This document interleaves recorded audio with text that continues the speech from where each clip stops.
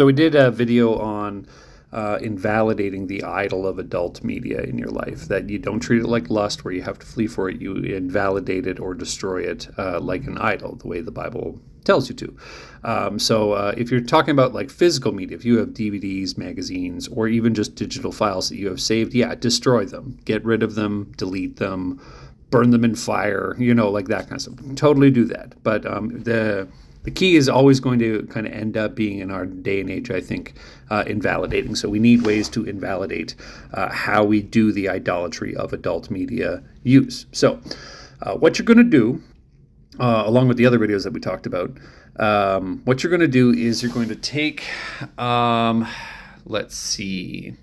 you're going to take stock of where you've participated in that idolatry. This is the liturgy of your sin. This is the steps to worship that you practice when using adult media. These are going to be places of worship. So like, where do you use it? Or where do you access it? Where do you routinely go? You need to know those. You need to name those. You need to say out loud or write down and say out loud that the only reason I go to this particular bathroom at work, the only reason I have my office at this part of the house, the only reason why I go to this gas station is because of the Wi-Fi networks, or like the steps that allow me to participate in this act of worship with this little idol of adult media. Once you've listed those, and I really do mean it, write it down and then say it out loud.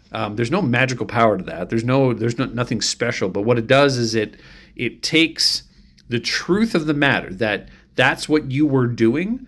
And when you say it out loud, even in private, you just say it out loud. Now that's something that happened in reality. That's something that happened historically. And you can't not undo that. You can't, once you've said something out loud, you can't unsay it out loud.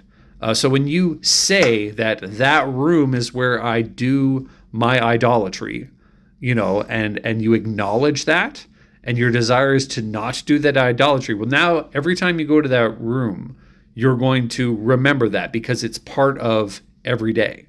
It's part of reality because you've said it out loud. You've confessed that this is where my sin was. It's not just the place where you did the sin. It's now attached to confession. It's attached to an expository kind of confession that did not exist in your life prior. So you need to do that stuff. You need to say the things you're doing wrong out loud. You need to be saying that this is the wrong thing. Don't just blanket your sin. Confess it properly to Christ, because that's going to change your relationship to the things that you can control in your sin, so that you can go and sin no more. So yeah, if you have a problem with adult media and you're using it on a regular basis and you want to stop, this is one of the ways you can get rid of that. This is one of the ways where you can stop, where you can go and sin no more. You have to say, this is what I was actually doing. So that, and out loud, and assess it as wrong, and describe how a right relationship with that space would look like, and do it in writing, and then say it out loud, and watch it change. Watch it change because you've actually done confession right.